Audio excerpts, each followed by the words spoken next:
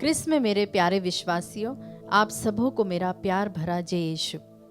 आज के मनन चिंतन के लिए हम लेंगे संत योहन का सुसमाचार अध्याय 6 पद संख्याएं 22 से 29 तक। जो लोग समुद्र के उस पार रह गए थे, उन्होंने देखा था कि वहां केवल एक ही नाव थी और ईसा अपने शिष्यों के साथ उस नाव पर सवार नहीं हुए थे।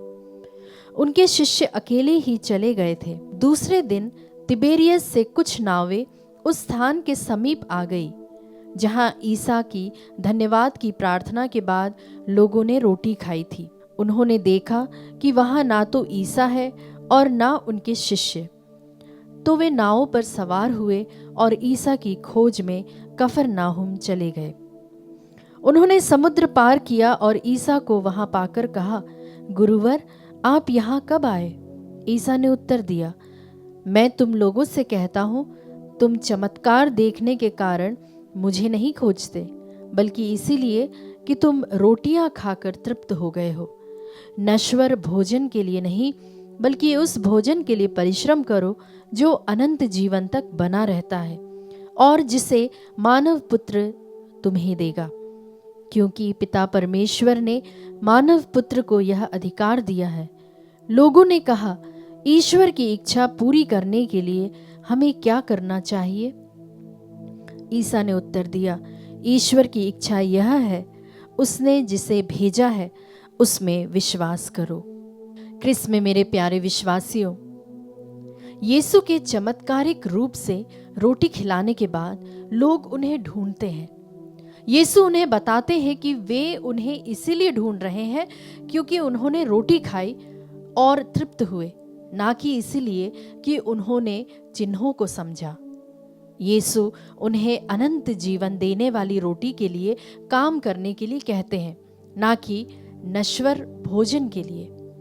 लोग पूछते हैं कि उन्हें क्या काम करना चाहिए और यीशु उत्तर देते हैं कि उन्हें उस पर विश्वास करना चाहिए जिसे स्वयं पिता ईश्वर ने भेजा है।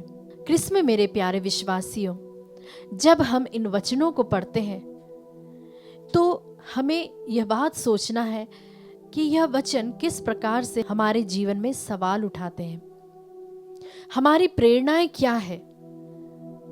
प्यारे विश्वासियों, अक्सर हम जीवन में चीजों का पीछा करते हैं, चाहे वह सफलता हो, धन हो या मान्यता हो, केवल इसीलिए क्योंकि हम कुछ क्षण के लिए संतुष्टि चाहते हैं।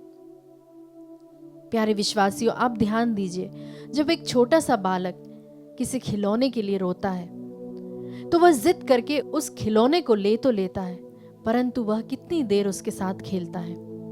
थोड़ी ही देर खेलने के बाद वह उस पर ध्यान भी नहीं देता या फिर उसके अलग अलग पार्ट्स कर देता है और उसे तोड़ देता है। यीशु हमें हमारी प्रेरणाओं की जांच करने के लिए कहते हैं। क्या हम केवल क्षणिक सुख की तलाश कर रहे हैं या हम अनंत मूल्यों की तलाश कर रहे हैं?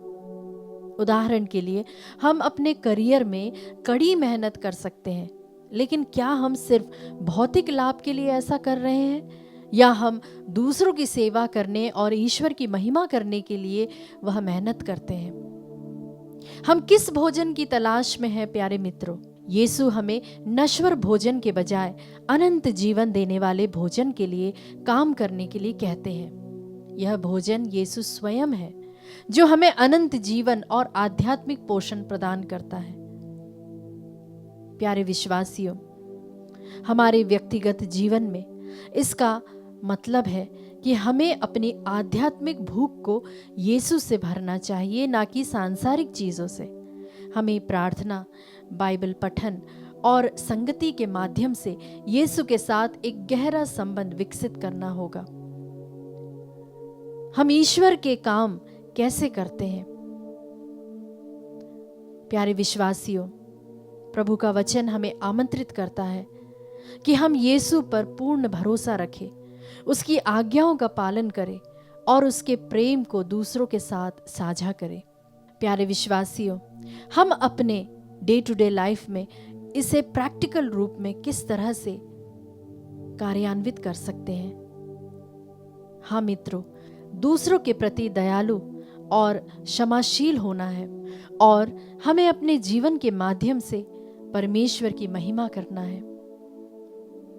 प्यारे विश्वासियों, लोग सिर्फ रोटी खाकर संतुष्ट हो गए, परंतु यीशु के वास्तविक चिन्हों को नहीं पहचान पाए। यीशु की शिक्षाओं और चमत्कारों में ईश्वर के प्रेम और शक्ति के चिन्ह थे। हमारे जीवन में भी ईश्वर कई चिन्हों के द्वारा हमसे बातें करता है, परंतु कई बार हम सिर्फ और सिर्फ सांसारिक चीजों में उलझ कर रह जाते हैं, उन चिन्हों को नहीं पहचान पाते। हमें अपनी आंखें खोलनी चाहिए और ईश्वर के कार्यों को पहचानना चाहिए। जी हाँ मित्रों, संत यूहन्ना का सुसमाचार अध्याय 6 और पद संख्या 22 से 29 हमें याद दिलाता है कि हमें अपनी प्रेरणाओं की जांच करनी चाहिए, अनंत जीवन देने वाले भोजन की तलाश करनी चाहिए, यीशु पर विश्वास करना चाहिए और ईश्वर के चिन्हों को पहचानना चाहिए।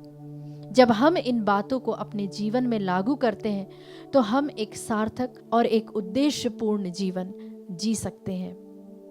आमीन।